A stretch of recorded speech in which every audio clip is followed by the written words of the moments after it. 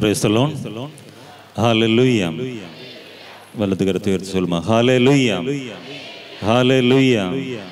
இயேசுவுக்கே புகழ், இயேசுவுக்கே நன்றி, இயேசுவுக்கே புகழ், இயேசுவுக்கே நன்றி. Hallelujah. ஒரு நிமிடம் மௌனமாக எனக்காக ஜெபியுங்கள். உங்கள் ஒருவருக்காக ஜெபியுங்கள். உங்கள் பக்கத்தில் இருக்கிறவர்களுக்காக ஜெபியுங்கள். இந்த ஆலயத்தில் இப்பொழுது இறை வார்த்தை கேட்க நாம் குழுமியிருக்கின்ற ஒவ்வொருவருக்காகவும் ஜெபித்து இறையாசிரியரை பெற்றுக்கொள்ள, தூய ஆவியினுடைய துணையை பெற்றுக்கொள்ள நாம் ஒரு நிமிடம் மௌனமாக ஜெபிப்போம்.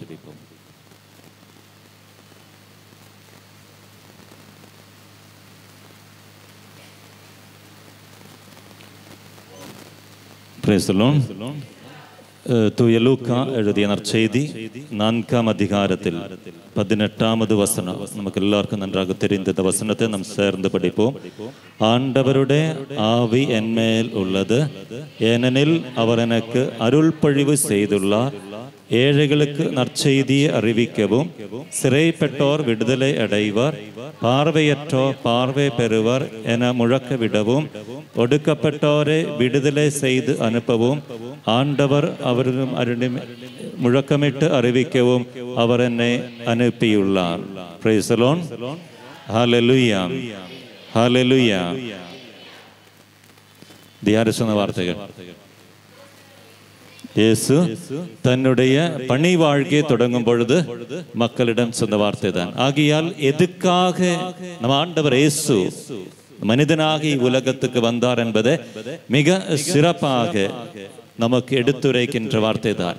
அனைத்து மக்களுக்கும் விடுதலை கொடுப்பதற்காகத்தான். அது உடல் நோயிலிருந்து விடுதலையாக, தீமையிலிருந்து விடுதலையாக, பல்வேறு வாழ்க்கை போராட்டங்களிலிருந்து விடுதலை கொடுக்க, ஆசீர்வதிக்க இறைவன் நம்மை தேடி வந்திருக்கிறார். Praise the Lord.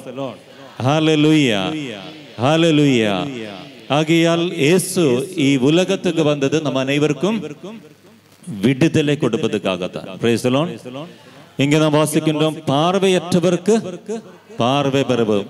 உடல் அளவில் நோயாளிகளாக இருந்த அனைவரையும் குணப்படுத்துகின்ற, அவர்களுக்கு சௌக்கியம் கொடுக்கின்ற இயேசுவை தான் நாம் பார்க்கின்றோம். இந்த நற்செய்தி முழுவதும் அப்படிதான். ஒவ்வொரு நற்செய்தியில் ஒவ்வொரு நிகழ்ச்சி எடுத்து பாருங்கள்.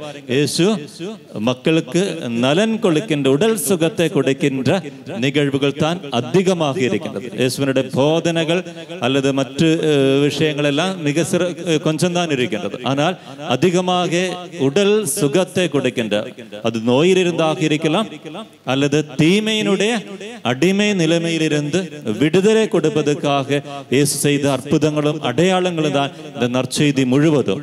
திருத்தூதர் பணிகளிலும் நாம் அதை தான் வாசிக்கின்றோம். Praise the Lord. Hallelujah. அப்படி என்றால் சற்று நேரத்துக்கு பிறகு நிறைய மக்கள் இங்கு வந்து சாட்சி சொன்னார்கள் இல்லையா? அவர்களுக்கு கடவுள் கொடுத்த சிறப்பான ஒரு சில ஆசீர்வாதங்களை இந்த மக்கள் முன்னாடி எடுத்து கூறி ஆண்டவருக்கு நன்றி செலுத்தியது நாம் பார்க்கின்றோம். நாம் அதை கேட்டு ஆண்டவருக்கு நன்றி செலுத்துகிறோம். அவ்வாறென்றால் இயேசு அன்று செய்த அதே அடையாளங்கள் இன்றும் நமக்கிடையில செய்து கொண்டே இருக்கிறார். ஹல்லேலூயா.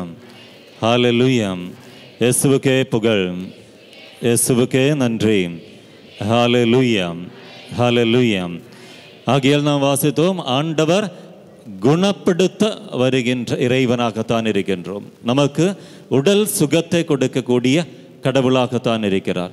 நமக்கு தெரியும், நிறைய மக்கள் இன்று கோவிலுக்கு வரும் பொழுது, தனிப்பட்ட முறையில் சந்திக்கும் பொழுதும் எல்லாம் சொல்லக்கூடிய கருத்து தான், பல்வேறு நோயினால் பாதிக்கப்பட்ட மக்களாக இருக்கிறார்கள். அவர்கள் உடல் சுகத்துக்காக ஜெபிக்கிறார்கள். உடல் நலன் பெற வேண்டும் என்று விரும்பி ஆலயத்துக்கு வருகிறார்கள், கோவிலுக்கு வருகிறார்கள், தியான இல்லங்களுக்கு செல்கிறார்கள். ஆகையால் இன்று உடல் நோயிலிருந்து விடுதலை பெற வேண்டும் என்ற எண்ணத்துடன் நாம் வரும் பொழுது நமக்கு உண்மையில் விடுதலை கிடைக்குமா? சௌக்கியம் கிடைக்குமா? நம்பிக்கை இருக்குதா? கண்டிப்பாக கடவுள் நம்மை குணப்படுத்த விரும்புகிறார். மனிதர்கள் யாரும் நோயாளிகளாக இருக்க ஆண்டவர் விரும்பவில்லை. நோயாளிகளாக இருந்து துன்புற வேதனைப்பட ஆண்டவர் விரும்புகிறீர்கள். நாம் வாசிக்கின்றோம் யோவான் எழுதிய திருமுகத்தில் 3வது திருமுகத்தில் 1ஆம் அதிகாரத்தில் 2வது வசனம். யோவான் எழுதிய 3ஆம் திருமுகம்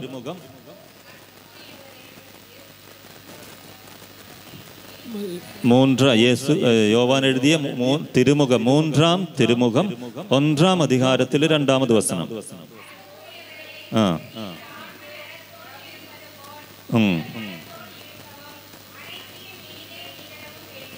யோவான் வேண்டுகிறார், இவ்வாறு வேண்டுகிறார்: அன்புக்குரியவர்களே,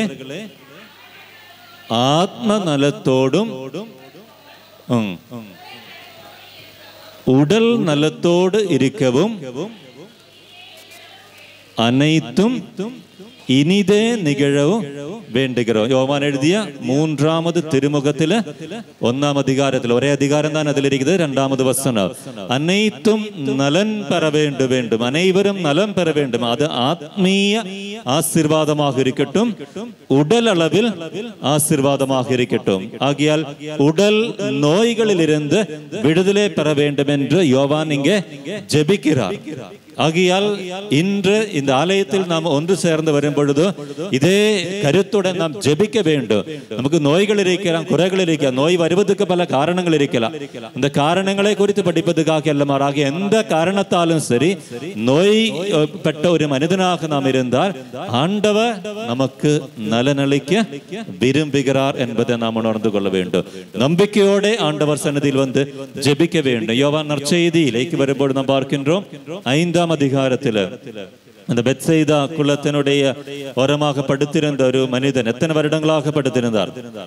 38 ஆண்டுகளாக படுத்த படுக்கையில் അല്ലെങ്കിൽ நகர முடியாத, அசைய முடியாத நிலைமையில் இருந்த ஒரு மனிதன். அவர்களை பார்த்து இயேசு கேட்ட கேள்வி என்ன? நலம் பெற விரும்புகிறாயா? இதுதான் ஆண்டவர் இன்று நமக்கு கேட்கின்ற.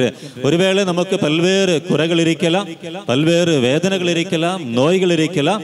ஆனாலும் கடவுள் நம்மை பார்த்து கேட்கிறார், நலம் பெற விரும்புகிறார். விருப்பம் இருந்தால் கடவுளுடைய ஆசீரை நிறைவாக நம்மால் பெற்றுக்கொள்ள முடியும். விருப்பம் என்று சொல்வது கடவுளில் வைக்கின்ற நம்பிக்கை தான். நம்பிக்கையோட இறை சன்னதியில் இறைவனை தேடி வந்தால் கண்டிப்பாக இறைவன் நம்மை குணப்படுத்துவார் என்பது உறுதியாக நம்புகிறீர்களா? அந்த நம்பிக்கை இருந்தா கை தூக்குங்க. Praise the lord. ஹalleluya, ஹalleluya. பல்வேறு சூழ்நிலைகளிலும் இந்த ஆசீரை பெற நம்மால் முடியாமல் போகின்ற காரணம் நமக்கு அந்த ஒரு நம்பிக்கை இல்லை. ஆண்டவர் குணப்படுத்துவார் என்றொரு உறுதி இல்லாமல் போகின்ற காரணத்தால் நாம் சந்தேகத்தோடு வருகின்றோம், மனக்கவலையோடு இருக்கின்றோம். ஆண்டவர் சன்னதியில் இதெல்லாம் நாம் ஜெபிக்கும் பொழுதும் ஆண்டவர் என்னை குணப்படுத்த வல்லமையுள்ள கடவுள் என்பதை நாம் உள்ளத்தில் முழுமையாக ஏற்றுக்கொள்ள தயங்குகின்ற காரணத்தால் தான் பல்வேறு சூழ்நிலைகளிலும் ஆசீரை, உடல் ஆசீரை, உடல் நல பெற முடியாமல் போகின்றோம். Praise the Lord. Hallelujah. Hallelujah. மத்தேயு நற்செய்தி 8-ாம் அதிகாரத்தில் 2-3 வசனங்கள் நாம் வாசிக்கின்றோம். மத்தேயு நற்செய்தி 8-ாம் அதிகாரத்தில் 2-3 வசனங்கள்.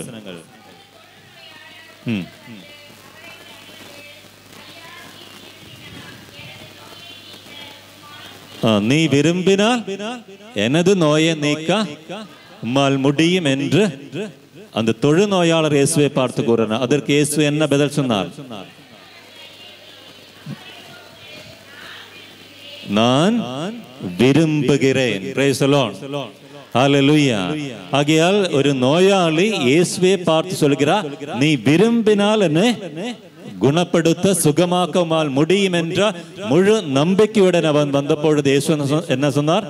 நான் விரும்புகிறேன். ஆகையால் இதுதான் கடவுளுடைய விருப்பம். நோய்களில் இருந்து நம்மை விடுவிக்க கடவுள் விரும்புகிறார். Praise the Lord. Hallelujah. Hallelujah. ஆகையால் நம்பிக்கையோடு இயேசுவால் என்னை குணப்படுத்த முடியும் என்ற நம்பிக்கையோடு இயேசுவை தேடி சென்றால் கண்டிப்பாக நமக்கு உடல் சுகத்தை பெற முடியும். அது நமக்கு தனிப்பட்ட முறையிலாக இருக்கலாம், அல்லது நம்முடைய குடும்பத்தில் உள்ளவர்களாக இருக்கலாம், நம் ஜெபிக்கின்ற ஒரு நபருக்காக இருக்கலாம்.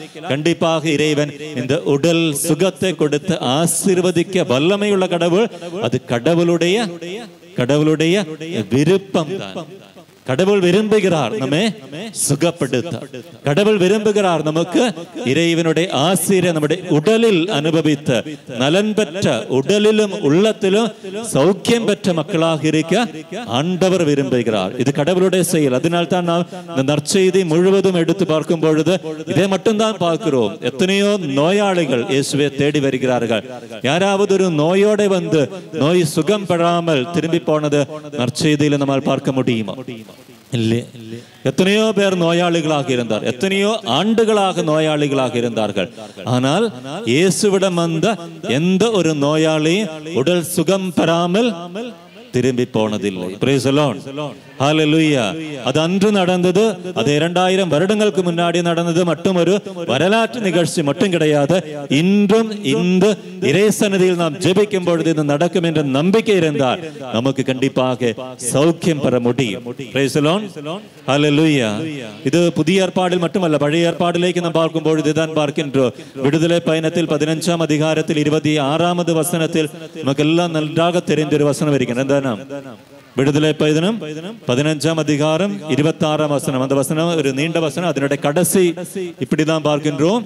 நானே உன்னை குணமாக்கும் ஆண்டவர். Praise the Lord. Hallelujah. ஆகையால் நானே உன்னை குணமாக்கும் ஆண்டவர். அன்று பழைய ஏற்பாட்டிலே விடுதலை பயணத்திலே பயணம் செய்கின்ற மக்களை பார்த்து கடவுள் சொல்கிறார், நீங்கள் பாபத்திலிருந்தும் தீமைகளிலிருந்தும் தீய வழிகளிலிருந்தும் விலங்கி வாழ தயாராக இருந்தால் நான் உன்னை குணப்படுத்தும் கடவுளாக இருக்கிறேன். ஆகையால் நான் உன்னை காயப்படுத்துகின்ற கடவுள் அல்ல, உன்னை நோயாளியாக பார்க்க விரும்புகின்ற கடவுள் அல்ல, மாறாக உன்னை குணப்படுத்துகின்ற இறைவனாகத்தான் கடவுளாகத்தானாக இருக்கின்றது. மீண்டும் நான் வாசிக்கின்றோம். எரேமியா இறைவாக்கினுடைய நூல் 33ஆம் அதிகாரம். எரேமியா 33ஆம் அதிகாரத்தில் 6-7 வசனங்கள். எரேமியா 33:6-7 வசனங்கள்.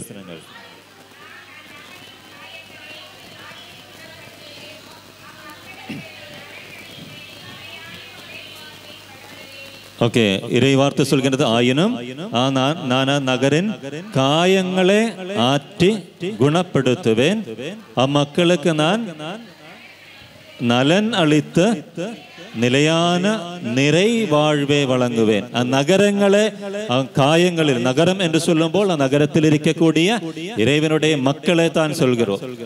இறை மக்களுடைய காயங்களை ஆற்றி குணப்படுத்துவேன். இறைவனுடைய செயல்பாடுகள் பாருங்கள். பழைய ஏற்பாட்டிலும் இதுதான். எத்தனையோ முறை இந்த இஸ்ரேல் மக்கள் பல்வேறு பாவங்களுக்கும் தீமைகளுக்கும் அடிமைப்பட்டு கடவுளை விட்டு அகன்று சென்றார்கள். ஆனாலும் கடவுள் அவர்களை பார்த்து சொல்லக்கூடிய வார்த்தை தான், ஆயினும் நான் அந்நகரின் காயங்களை ஆற்றி குணப்படுத்துவேன். இதுதான் இறைவனுடைய செயல். எரேமியா 33ஆம் அதிகாரத்தில் 6-7 வசனங்கள். ஆகையால் நம்மை குணப்படுத்தி 7ஆம் வசனத்தில் நாம் வாசிக்கின்றோம், முன்பு இருந்த போன்று அவற்றையே கட்டி எழுப்புவேன்.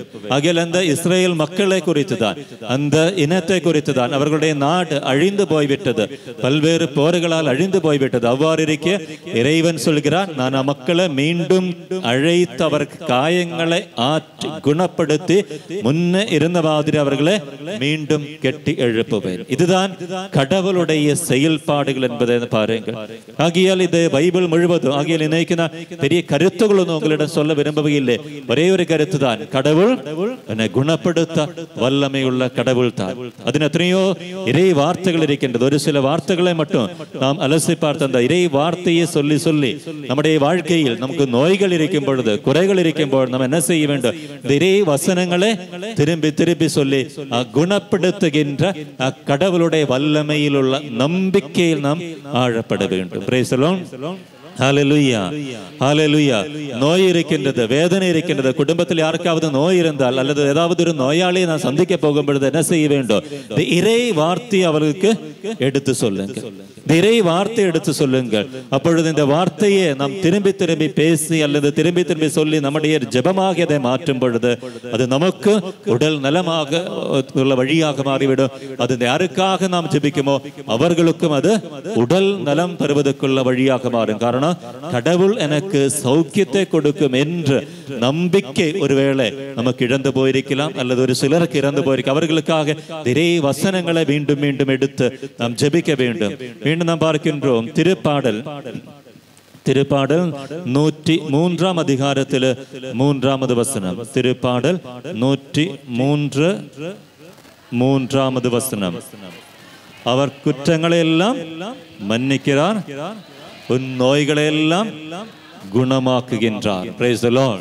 அவரும் குற்றங்களை எல்லாம் மன்னிக்கிறார், உன் நோய்களை எல்லாம் குணமாக்குகிறார். ஆகியால் இதுதான் இறைவனுடைய செயல். மீண்டும் நாம் வாசிக்கின்றோம் அதே திருப்பாடல் 41 அதிகாரத்தில் 3வது வசனம். திருப்பாடல் 41 3வது வசனம்.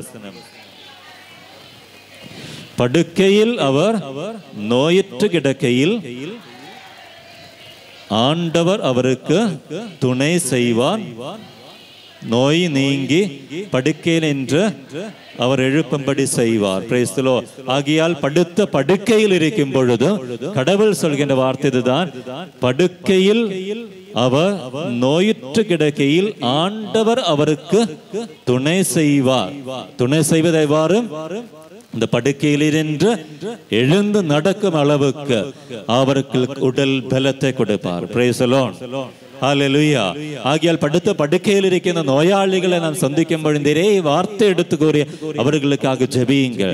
நாம் படுக்கையில் இருக்கின்றனால் இனி நடக்க முடியாது, எதுவும் செய்ய முடியாது, வாழ முடியாது என்று கவலையோட, மனக்கவலையோட, வேதனையோட, நம்பிக்கையற்ற நிலைமைக்கு போய்விடும் சூழ்நிலையில் இறை வார்த்தை நாம் எடுத்து வாசிக்க வேண்டும்.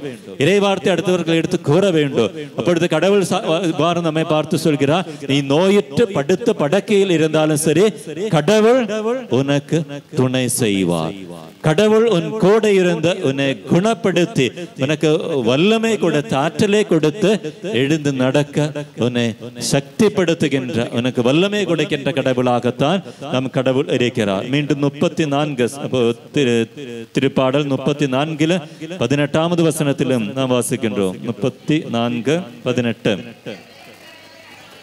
உடைந்த உள்ளத்துக்கு அருகில் ஆண்டவர் இருக்கின்றார், நைந்த நெஞ்சத்தாரே அவர் காப்பாற்றுகிறார். ஆகையால் உடல் நலமற்ற உள்ளமுடைந்து வேதனையோட கவலையோடு இருக்கும் பொழுது நான் நம்பிக்கையற்ற மக்களாக போகக்கூடாது. மாறாக இறை வார்த்தை வழியாக கடவுள் நமக்கு எடுத்து கூறுகின்றதால், நான் உன் கூட இருக்கிறேன்.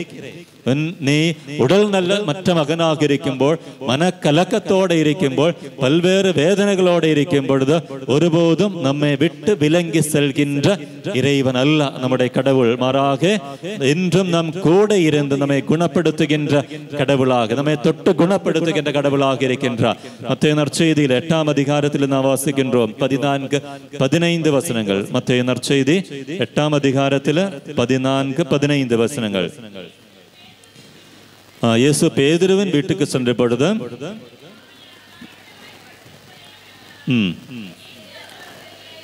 இயேசு அவரது கையை தொட்டதும் காய்ச்சல் அவரை விட்டு நீங்கிற்று. அவர் பேதுருவினுடைய வீட்டுக்கு இயேசு செல்லும் பொழுது அங்கே நோயிற்றிருந்த மாமியா அவர் நோயிற்று படுத்த படுக்கையில் இருக்கும் பொழுது, காய்ச்சல் அடைந்து அங்கே கிடக்கும் பொழுது இயேசு என்ன செய்கிறார்? இயேசு அவரை தொட்டதும் காய்ச்சல் அவரை விட்டு விலங்கி சென்றது. பாருங்கள், இயேசு அவரை தொட்டதும் அவருடைய நோய் அனைத்திலுமிருந்து விடுதலை கிடைக்கின்றது. மீண்டும் நாம் வாசிக்கின்றோம், திருத்தூதர் பணிகளுக்கு நாம் கடந்து வரும்போது ஆதி திருச்சபை என்று சொல்வது அந்த திருச்சபையினுடைய மிக சிறந்த செயல்பாடாக இருந்ததோ அனைத்து மக்களுக்கும் நலன் பெறுவது தான். சிறப்பாக உடல் அளவில் சௌக்கியம் பெறுகிற துணையோ நிகழ்வுகளை நம்மால் அங்கே பார்க்க முடியும். திருத்தூதர் பணிகளில் நாம் வாசிக்கின்றோம் 8ஆம் அதிகாரத்தில் 7வது வசனம்.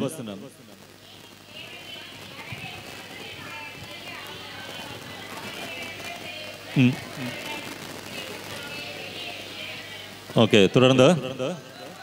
முடக்குவாதமற்றவர், கால் ஊனமற்றோர், பலரும் குணமடைந்தார்கள். ஆகையால் தீமையில் இருந்த சாத்தானுக்கு தீமைக்கு அடிமைப்பட்ட மக்கள் அதிலிருந்து விடுதலை பெற்றார்கள்.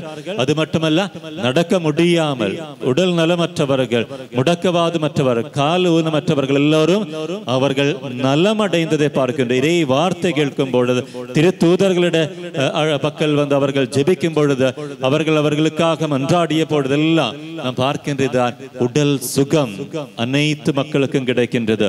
மீண்டும் நாம் வாசிக்கின்றோம் 5ஆம் அதிகாரத்தில், திருத்தூதர் பணிகள் 5ஆம் அதிகாரத்தில் 15-16 வசனங்கள். திருத்தூதர் பணிகள் 5ஆம் அதிகாரத்தில் 15-16 வசனங்கள்.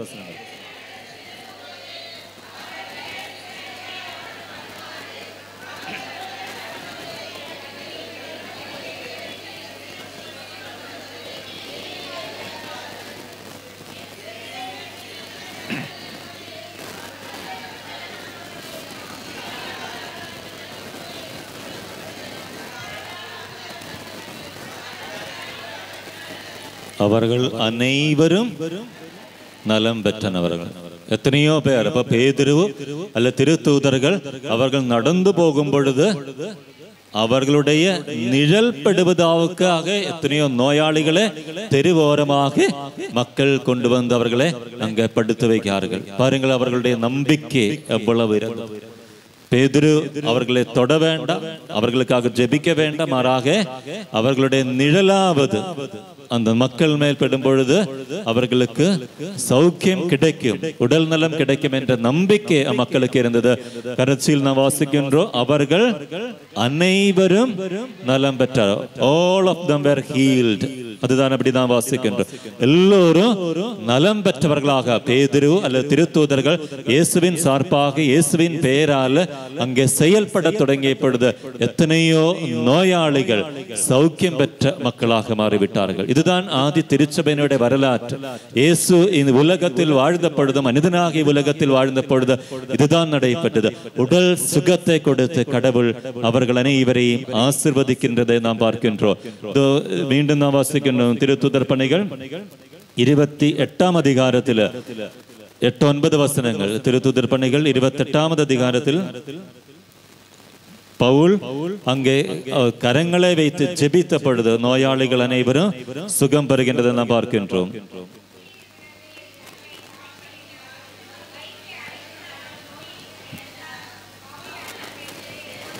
பவுல் அவர்களை சார்ந்து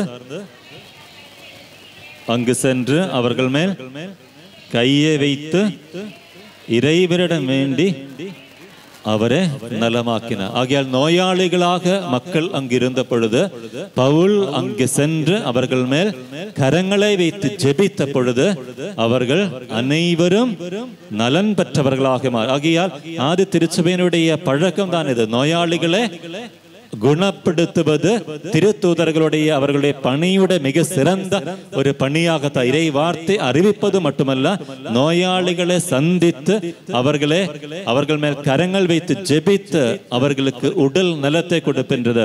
யாக்கோபு எழுதிய திருமுகத்தில் 5ஆம் அதிகாரத்தில் அது மிக விளக்கமாக நமக்கு சொல்லுகிறது. உங்களில் யாராவது நோயாளிகளாயிருந்தால் என்ன செய்ய வேண்டும் என்று சொல்லப்படுகின்றது. யாக்கோபு 5ஆம் அதிகாரத்தில் 14வது வசனம். உங்களில் யாரேனும் நோயுற்றிருந்தால் திருச்சபையின் மூப்பர்களை அழைத்து வாருங்கள், அவர்கள் அவரது பெயரால் ஆண்டவர் பெயரால் அவர் மீது எண்ணெய் பூசி இறைவனிடம் வேண்டுங்கள். நம்பிக்கையோடு இறைவனிடம் வேண்டும் போது நோயுற்றவர் குணமாவார், ஆண்டவர் அவரை எழுப்பி விடுவார். Praise the Lord. Hallelujah. வலது கரத்தை உயர்த்தி சொல்வோமா? Hallelujah. ஹல்லேலூயா. ஆகையால் உன் குடும்பத்தில் உன் வாழ்க்கை சூழ்நிலையில் உன்னுடைய அக்கம் பக்கம் உள்ளவர் நோயாளிகளாக இருந்தால் என்ன செய்ய வேண்டும் என்று ஆதி திருச்சபையில் மக்கள் என்ன செய்தார்கள் என்பதை நாம் இன்று பார்க்கின்றோம். உங்களில் யாராவது நோயாளிகளாக இருந்தால் அவர்கள் திருச்சபையின் மூப்பர்களை அழைக்கட்டும். அவர்கள் வந்து ஆண்டவரின் பெயரால் எண்ணெய் பூசி கரங்கள் வைத்து அவர்களுக்காக ஜெபிக்கட்டும். நம்பிக்கையோட உள்ள ஜெபம் நோயாளிகளை குணப்படுத்தும். ஆண்டவர் அவர்களை எழுப்பி விடுவார். Praise the Lord. ஹல்லேலூயா, ஹல்லேலூயா, ஹல்லேலூயா. ஆகையால் நாம் இதை நம்ப வேண்டும்.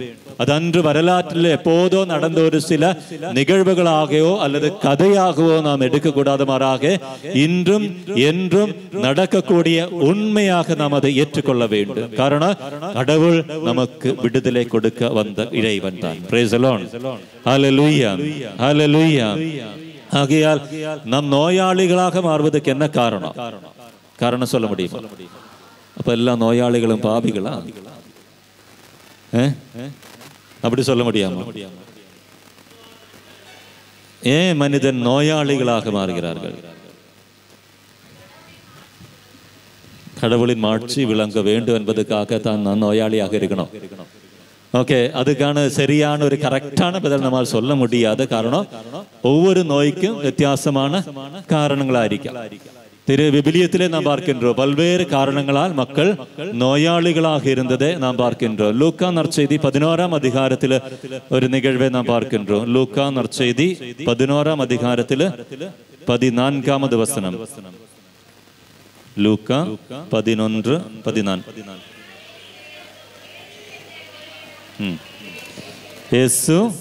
ஒரு நாள் இயேசு பேச்சிழந்த ஒருவிடமிருந்து பேயை ஓட்டினான். பேய் வெளியேறவே பேசற்ற அவர் பேசினார். இங்கே இந்த ஒரு மனிதன் நோயாளி என்று சொன்னால் அவனால் பேச முடியாத நிலைமையில் இருக்கிறார். அதுக்கு என்ன காரணம்? அவன் மேல் ஒரு தீய ஆவியினுடைய அடிமத்தளத்தில் அவன் இருந்தார். தமிழ் பைபிள் இப்படிதான் பார்க்கிறோம், இயேசு பேசிழந்த ஒருவரிடமிருந்து பேயை ஓட்டினார். ஆனால் இங்கிலீஷ்ல நாம் பார்க்கும் பொழுது அல்லது மலையாளத்தில் பார்க்கும்போது இப்படிதான் வரும், Jesus draw out a mute demon, a demon which was not able to speak. மலையாளத்தில் இப்படிதான் சொல்லும், பேசற்ற, அதனுடைய தமிழ் இப்படிதான் பேச முடியாதொரு பேயை அவர் ஓட்டினார். அப்பொழுது அந்த மனிதன் பேச தொடங்கினார். கொஞ்சம் வித்தியாசம் இருக்கிற ஒரு டிரான்ஸ்லேஷன். ஆகையால் ஒரு கருத்து உண்மைதான், இங்கே இந்த மனிதன் பேச முடியாமல் இருக்க காரணம் அவனு பேசுறதுக்கான திறமை இல்லாத போனதல்ல, அல்லது அவனுடைய நாவில் அல்லது வாயில் ஏதாவது குறை இருந்ததல்ல, மாறாக அவன் மேல் ஒரு தீய ஆவி அவனுக்குள் இருந்தது. ஒரு சில சூழ்நிலையில் நம்முடைய வாழ்க்கையில் அல்லது ஒரு சில நோய்களுக்கு காரணமாக இருக்கலாம் எது? தீமையுடைய அடிமை நிலை. ஒரு தீமைக்கு நான் அடிமையாக இருந்தால், அந்த பாபத்துக்கு அடிமையாக இருந்தால் அது நோயாக மாறுவதற்கு வாய்ப்புண்டு. அதனால எல்லாம் நோய்க்கும் காரணம் பேய் என்று சொல்லக்கூடாது. யாராவது நோயாளிகளை பார்த்து உனக்கெல்லாம் பேய் பிடிச்சிருக்குன்னு சொல்லக்கூடாது. ஒரு சில சூழ்நிலையில் நாம் பொதுவாக சொல்லக்கூடாது. ஒரு சில சூழ்நிலையில் ஒரு சில உடல் குறைகளுக்கு, ஒரு சில பலவீனங்களுக்கு காரணம் தீமையினுடைய செயல்படாக இருக்கலாம். அது நம்மை நோயாளிகளாக மாற்றலாம். அது நம்முடைய வாழ்க்கையை வீணாக போவதற்கு காரணமாக இருக்கலாம். சென்ற வாரத்தில் நான் ஒரு குடும்பத்தை சந்திக்க சென்றோம். எனக்கு ஒரு சில வருடங்களுக்கு முன்னாடியே பழக்கமான ஒரு குடும்பம். அங்கே போய் அந்த குடும்பத்தில் ஜெபிக்க நிற்கும் பொழுது அங்கே ஒரு படம் இருக்கின்றது. ஒரு இளைஞருடைய படம் தான். அதுக்கு கண்ணீர் அஞ்சலி என்று போட்டு அப்படியே அந்த படம் சைடில் வச்சிருக்கிறார். இளமை பருவத்தில் இறந்து போன ஒரு நபருடைய போட்டோ தான் அது. சமீபத்தில் தான் இறந்திருக்கிறோம் அந்த டேட்டை பார்க்கும் பொழுது. அப்போ அந்த குடும்பத்தில் உள்ளவர்களை நான் கேட்டது, யார் இவர்? எனக்கு அவரை தெரியாது. காரணம் அந்த குடும்பத்தில் உள்ள குழந்தைகளே எனக்கு தெரியும். ஆனால் இந்த போட்டோவில் பார்த்தோம். காரணம் ரொம்ப வருடங்களுக்கு முன்புதான் பழக்கம். ஆனால் இப்போ புதிதாக அங்கே சென்ற பொழுது பார்த்தோம். ஆனால் யார் என்று தெரியாது. கேட்டோம் யார் என்று. நம்ம தாய் சொன்னால் எனக்கு தம்பி தான். தம்பி என்று சொன்னால் சொந்தத்தில் தம்பி, கசின்ஸாக இருந்தார்கள். ஏன் இறந்து விட்டார்கள்? சிறு வயதிலே இறந்து விட்ட காரணம் என்ன? அந்த தாய் அவர்கள் மிக வருத்தத்தோட அவர் சொல்கிற, என்ன சொல்ல முடியாது. காரணம் அவ்வளோ வேதனையாக இருக்கின்றது. இந்த குடும்பத்தோடு ரொம்ப நெருக்கமான இருந்த ஒரு மனிதன். அவர் வேலை செய்தார், இந்த குழந்தைகள் எல்லாம் நல்லா பார்த்தார், நல்ல முறையில் இருந்த ஒரு மனிதன் திடீர்னு நோயாளியாக மாறினார். அந்த நோயிலிருந்து அவர்களை குணப்படுத்த முடியாத நிலைமைக்கு திடீர்னு இறந்து விட்டார். காரணம் அவங்கள சொல்ல முடியல. என் கூட அந்த பங்கினுடைய பங்கு தந்தையும் வந்திருந்தா. அவர் சொன்னார் அதுக்கு காரணம் அவருடைய குடி பழக்கம் தான். சின்ன வயசுல 30 வயசு கூட ஆகல, வேலை செய்துகிட்டே இருந்தார்கள். திருமணமாகிய ஒரு குழந்தை இருக்கின்றது, இறந்து விட்டார்கள். அந்த நோய்க்கு என்ன காரணம்? அது கடவுளுடைய விருப்பமா? அவர் நோயாளியாக இருக்க வேண்டும் என்பது கடவுளுடைய விருப்பமா? அந்த நோயில் இருந்தவர்களுக்கு விடுதலை பெறுவதற்காக வாய்ப்பு இருந்ததா? வாய்ப்பும் இருந்தது. ஆனால் சரியான நேரத்தில் அதை பயன்படுத்த தெரியாமல் போயிருக்கலாம். அதுக்கான வாய்ப்பு கிடைக்க போயிருக்கலாம். அந்த குடி பழக்கத்தில் இருந்து லிவரே இல்லாமல் போய்விட்டது. கடைசியில் ட்ரீட்மெண்ட் எதுவும் அவர்களால் செய்ய முடியாத நிலைமைக்கு திடீர்னு நோயாளியாக மாறி அப்பொழுதுதான் அது தெரியுது, இறந்து விட்டார். இவ்வாறு தீய பழக்கங்கள் நம்மை நோயாளிகளாக மாற்றலாம். அது கடவுளுடைய விருப்பம் அல்ல, கடவுளுடைய திட்டம் அல்ல. நம்முடைய தவறான வாழ்க்கையோ பாவ வாழ்க்கை, பாவம் செய்வதற்கான வாய்ப்புகள் இருக்க நம் மனிதர்கள் தான், எல்லோரும் பாவம் செய்யலாம். ஆனால் பாவத்திலே தொடர்ந்து வாழ்வதற்கான ஒரு சில நோக்கங்கள், எண்ணங்கள் இருந்தால் அது போக போக நம்மை நோயாளிகளாக மாற்றிவிடலாம். ஒரு நாள் நான் ஒரு தவறு செய்யல, ஒரு தவறு செய்த உடனே நான் நோயாளி ஆகணும்னு நிர்பந்தம் இல்லை. மாறாக அந்த தவறிலே நான் நிலைத்திருக்க முயற்சி செய்து அந்த பாவம் செய்வதால் நாம் பலவீனமுள்ள மனிதர்கள் தான், பாவிகள் தான், பாவம் செய்வதற்கு வாய்ப்பு. அந்த பாவத்திலிருந்து விடுதலை பெறுவதற்கான வாய்ப்பை நான் பயன்படுத்தவில்லை என்றால் போக போக அந்த பாவம் என்னை நோய்க்கு அடிமையாக மாற்றிவிடலாம். அதனால் தான் நாம் வாசிக்கின்றோம் திருத்தூதர் பாடல் 32 அதிகாரத்தில், திருப்பாடல் 32 அதிகாரத்தில் தாவீது அரசு சொல்கின்ற வார்த்தை உண்டு. திருப்பாடல் 32 3வது வசனம், பாபத்தை அறிக்கையிடாதவரே நாள் முழுவதும் கதறி அழுததால் என் எலும்புகள் கடன்று போயிட்டு. அதாவது உடல் வலிமை குறைந்து போய்விட்டது. எப்பொழுது நான் பாபத்தை அறிக்கையிடாமல், பாபத்தை விட்டு விளங்குவதற்கான வாய்ப்புகளை பயன்படுத்தாமல் அந்த தீமையிலே நான் தொடர்ந்து இருக்க முயற்சி செய்யும் பொழுது அது என்னுடைய உடலில் சோர்வை ஏற்படுத்தும், அது என்னுடைய உடலில் குறைகளை ஏற்படுத்தும், அது என் வாழ்க்கையில் நோய்களாக மாறலாம். Praise the Lord. ஹல்லேலூயா, ஹல்லேலூயா. ஆகியால் உடல் அளவில் நோயாளிகளாக நாம் இருக்கும் பொழுதோ, எத்தனையோ பெரிய நோய்களாக இருந்தாலும் சரி, எத்தனையோ நாளுகளாக இருக்கக்கூடிய நோய்களாக இருந்தாலும் சரி, ஆண்டவரால் என்னை குணப்படுத்த முடியும். அதில் நம்பிக்கை வைத்து ஆண்டவரை தேடி வந்தால் கண்டிப்பாக நமக்கு விடுதலை உண்டு. Praise the Lord. ஹல்லேலூயா, ஹல்லேலூயா. தியான இல்லங்களுக்கு எல்லாம் போய் எத்தனையோ பேர் சாட்சியத்தை சொல்கிற, எத்தனையோ வருடங்களாக குழந்தைகள் இல்லாமல் இருந்தவர்கள், எத்தனையோ வருடங்களாக நோய்க்கு அடிமைப்பட்டவர்களாக இருந்தவர்கள், எத்தனையோ வருடங்களாக நடக்க முடியாமல் இருந்தவர்கள், பார்வையற்றவர்கள் எல்லாம் இன்றும் குணம் பெற்று சுகம் பெற்று வல்லமையோட செயல்படுகின்றதை நாம் பார்க்கும் பொழுது நாம் உணர்ந்து கொள்ள வேண்டும், இயேசு இன்றும் செயல்படுகிறார். அவர் மரித்த கடவுள் அல்ல, மாறாக உயிரோடு இருக்கின்ற கடவுள். உயிர்ப்பு விழாவை இப்போது நாம் கொண்டாடினோம். இயேசு உயிரோடு இருக்கிறார், நம்ப வேண்டும். நம்பிக்கையோட இயேசு அறைக்கு செல்ல வேண்டும். சந்தேகத்தோட போகக்கூடாது. இது கிடைக்குமா, கடவுள் என்னை ஆசீர்வதிக்குமா, இந்த நோயிலிருந்து விடுதலை கிடைக்குமா என்ற சந்தேகத்தோட போகக்கூடாது. மாறாக என்னை குணப்படுத்த என் ஆண்டவரால் முடியும் என்ற 100% நம்பிக்கையோட சென்றால் கண்டிப்பாக நமக்கு நலன் பெற முடியும். மார்க்கு நற்செய்தி 5ஆம் அதிகாரத்தில் அந்த மகளுக்கு கடவுள் இறை ஆசிரியர் சௌக்கியத்தை கொடுக்கின்ற நாம் பார்க்கின்றோம். இரத்த போக்கினால் பாதிக்கப்பட்ட ஒரு பெண், அவளுக்கு ஒரு நம்பிக்கை இருந்தது. இந்த கூட்டத்துக்குள் சென்ற இயேசுவினுடைய ஆடையில் வந்து தொட்டால் எனக்கு நலன் கிடைக்கும் என்று அவள் எந்த சந்தேகமும் இல்லாமல் நம்பினார். எத்தனையோ பேர் இயேசுவை தொட்டு இயேசுவோடு சேர்ந்து இயேசுவோடு பேசி இயேசுவோடு சேர்ந்து பயணித்தார்கள். அவர்களுக்கு யாருக்கும் சௌக்கியம் கிடைக்கவில்லை, நலன் பெறவில்லை. மாறாக இந்த ஒரு மகளுக்கு உடல் சுகத்தை அவள் பெற்றாள். காரணம் அவளுக்கு அந்த நம்பிக்கை இருந்தது. அதனால் தான் இறைவார்த்தை சொல்கிறது, நீ நோயாளிகளாக இருந்தால் மூப்பர்களை அழைக்கட்டும், அவர்கள் ஜெபிக்கட்டும், விசுவாசத்தோட ஜெபித்தால் கடவுள் அவர்களை எழுப்பிவிடும். Praise the Lord. Hallelujah. எத்தனையோ விசுவாசத்தோட நாம் ஜெபிக்கின்றோம், அந்த அளவுக்கு நமக்கு சௌக்கியத்தை பெற முடியும். Praise the Lord. Hallelujah. Hallelujah. இயேசுவுக்கே நன்றி, இயேசுவுக்கே புகழ், இயேசுவுக்கே நன்றி. ஹல்லேலூயா. திருத்தூதர் பணிகளில் 3ஆம் அதிகாரத்தில் பேதுருவும் மற்ற அப்போஸ்தலர்கள் யாக்கோபு யோகன்னான் எல்லாம் பயணம் செய்யும் பொழுது முடக்குவாத மற்றொரு மகன் அங்கே இருக்கிறார். அவரே பேதுருவை பார்த்து ஏதாவது கிடைக்கும் என்று அவர்களிடம் கெஞ்சி கேட்டுக்கொண்டிருக்கும் பொழுது பேதுரு சொல்கின்ற வார்த்தை என்ன? 3ஆம் அதிகாரத்தில் 6வது வசனம், வெள்ளியும் பொன்னும் என்னிடமில்லை, மாறாக ஒன்று மட்டும்தான் என்னிடம் இருக்கின்றது. என்னது? ஆண்டவர் இயேசுவின் பெயரால் நீ எழுந்து நட. ஆண்டவர் இயேசுவின் பெயரா நீ எழுந்து நட. ஆகியால் பொன்னோ வெள்ளியோ உலகத்தினுடைய ஆசீர்வாதங்களோ சம்பத்தோ வாழ்க்கை சூழ்நிலைகளோ ஒன்றும் எனக்கு தருவதற்காக இல்லை, மாறாக ஒன்று மட்டும்தான், இயேசுவின் பெயரால் நீ எழுந்து நட. அவனுடைய வாழ்க்கையில் அதுதான் முக்கியமாக இருந்தது. அவனுடைய வாழ்க்கையில் அதுதான் முக்கியமான ஆசீர்வாதமாக இருந்தது. இந்த குறை இருந்த காரணத்தால் தான் அவன் அங்கே பிச்சை எடுத்துட்டு இருக்க வேண்டிய நிலைமை இருந்தது. ஆனால் எல்லா குறைகளையும் எடுத்து மாற்றி, எல்லா நோய்களையும் எடுத்து மாற்றி என்னை குணப்படுத்த ஆண்டவருக்கு வல்லமை உண்டு என்பது மீண்டும் இறை வார்த்தை வழியாக இன்றைய நாள் கடவுள் மீண்டும் மீண்டும் நம்மை ஞாபகப்படுத்துகிறார், விரும்புகிறார். Praise the Lord. ஹல்லேலூயா, ஹல்லேலூயா. ஆகிய நம்பிக்கையோட இயேசுவை தேடி வந்தால் உன்னால் நலம் பெற முடியும். யாருக்காக நீ ஜெபிக்கும் பொழுது இந்த இறை வார்த்தைகளை எடுத்து கூறி ஜெபியுங்கள். திரும்பி திரும்பி இந்த இறை வசனங்களை படித்து ஜெபியுங்கள். கடவுள் தம் வார்த்தையை அனுப்பி அவர்களுக்கு குணம் கொடுத்தார், சௌக்கியம் கொடுத்தார். நான் வாசிக்கின்றோம் திருப்பாடல் 107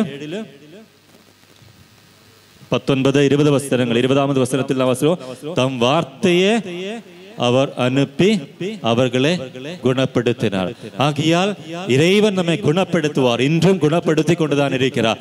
எவ்வாறு நாம் பாவங்களை விட்டு விலங்க தயாராக இருக்க வேண்டும், இறை வார்த்தையை பயன்படுத்தி ஜெபியுங்கள். திருப்பாடல் 107 20வது வசனத்தில் நாம் வாசிக்கின்றவாறு, தம் வார்த்தையை அவர் அனுப்பி அவர்களை குணப்படுத்தினார். ஆகியால் இன்றும் அது நடக்கும். நம்பிக்கையோட படிக்க வேண்டும், இறை வார்த்தை எடுத்து வாசிக்க வேண்டும். மனக்கலக்கத்தோடு இருக்கும்போது, நோயிற்றிருக்கும் பொழுது இறை வார்த்தை எடுத்து வசியுங்கள். இந்த வசனத்தை திரும்பி திரும்பி சொல்லி ஜெபியுங்கள். ஆண்டவரே உமது வார்த்தையை அனுப்பி என்ன நீ சுகப்படுத்த வேண்டும். காரணம் இது கடவுள் கொடுத்திருக்கிற வாக்குறுதி. இறைவன் சொன்ன வார்த்தைகளுக்கு மாற்றம் இல்லை. இறைவன் சொன்ன வார்த்தை ஒருபோதும் மாற்றம் இல்லை. அது உண்மைதான். அது இன்றும் நடக்கும், என்றும் நடக்கும் என்றதை நம்பிக்கையோடு ஏற்றுக்கொண்ட நம்மால் முடியும் என்றால் ஆசீரை நம்முடைய வாழ்க்கையில் நம்மால் பெற முடியும். சந்தேகத்தோடு இருந்தால் பற்றாது. கவலை வேதனையோட சந்தேகத்தோடு இதெல்லாம் நடக்குமா என்று விசுவாசம் இல்லாத நிலைமையில் இருந்தால் எதுவும் நடக்காது. மாறாக கடவுளுடைய வார்த்தை என்னை குணப்படுத்தும். கடவுளுடைய அருட்சாதனங்கள், திருச்சபை வழியாக நல்கக்கூடிய அருட்சாதனங்கள் என்னை குணப்படுத்தும் என்ற நம்பிக்கை இருந்தால் கண்டிப்பாக நமக்கு பாவ சங்கீர்த்தனம் செய்யும் பொழுது, இறை வார்த்தை வாசிக்கும் பொழுது, திருப்பலியில் பங்கேற்று நாம் ஜெபிக்கும் பொழுது அங்கே சௌக்கியம் நடக்கும். காரணம், அன்று இயேசு மக்களை தொட்டு சுகப்படுத்தியது போல நீ எழுந்து நட, உன் படுக்கையும் எடுத்து நீ வீட்டுக்கு போ என்று கடவுள் சொன்ன பொழுது அது நடந்தது. நான் விரும்புகிறேன் நோய் நீங்கட்டும் என்று கடவுள் சொன்ன பொழுது நடந்தது. அது இன்று நடக்கும், இப்பொழுது நடக்கும். அந்த நம்பிக்கையுடன் நாம் ஜெபிக்க, இறைவனை தேடி வர நாம் தயாராக வேண்டும். Praise the Lord. ஹல்லேலூயா. இருகரத்தை உயர்த்தி ஜெபிப்போம். ஹல்லேலூயா, ஹல்லேலூயா, ஹல்லேலூயா. இயேசுவுக்கே புகழ், இயேசுவுக்கே நன்றி. ஹல்லேலூயா. அனைத்து நோய்களிலிருந்து எங்களை குணப்படுத்த வல்லமையுள்ள இறைவா, நாங்கள் ஒன்று சேர்ந்து ஜெபிக்கின்றோம். நோயாளிகள் அனைவரையும் சுகப்படுத்தும். என் நோய்களிலிருந்து எங்களுக்கு விடுதலை தாரும். ஹல்லேலூயா, ஹல்லேலூயா, ஹல்லேலூயா. இயேசுவுக்கே புகழ், இயேசுவுக்கே நன்றி. ஹல்லேலூயா.